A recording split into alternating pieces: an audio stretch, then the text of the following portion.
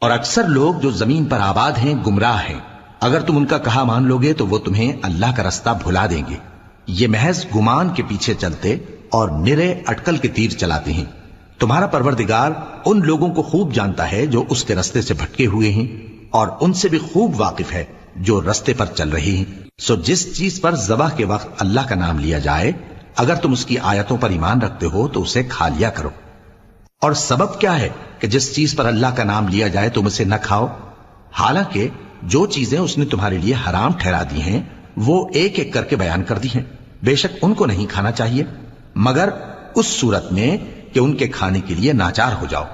اور بہت سے لوگ بے سمجھے بوجھے اپنے نفس کی خواہشوں سے لوگوں کو بہکا رہے ہیں۔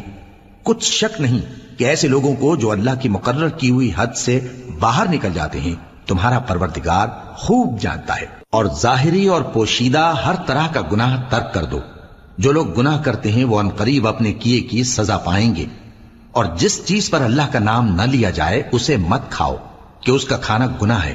اور شیطان لوگ اپنے رفیقوں کے دلوں میں یہ بات ڈالتے ہیں کہ تم سے جھگڑا کریں، اور اگر تم لوگ ان کے کہے پر چلے تو بے شک تم بھی مشرک ہوئے۔ بھلا جو پہلے مردہ تھا پھر ہم نے اس کو زندہ کیا اور اس کے لیے روشنی کر دی جس کے ذریعے سے وہ لوگوں میں چلتا پھرتا ہے، کہیں اس شخص جیسا ہو سکتا ہے جو اندھیرے میں پڑا ہوا ہو اور اس سے نکل ہی نہ سکے؟ اسی طرح کافر جو عمل کر رہے ہیں وہ انہیں اچھے معلوم ہوتے ہیں۔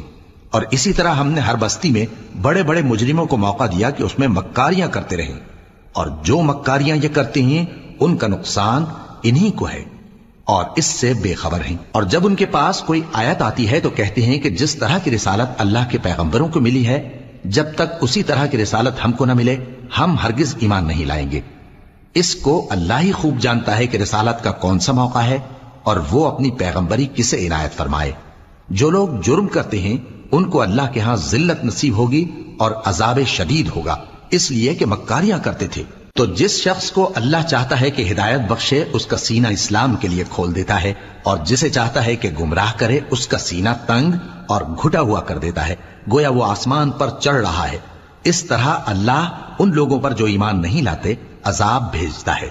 اور یہی تمہارے پروردگار کا سیدھا رستہ ہے۔ جو لوگ غور کرنے والے ہیں ان کے لیے ہم نے اپنی آیتیں کھول کھول کر بیان کر دی ہیں۔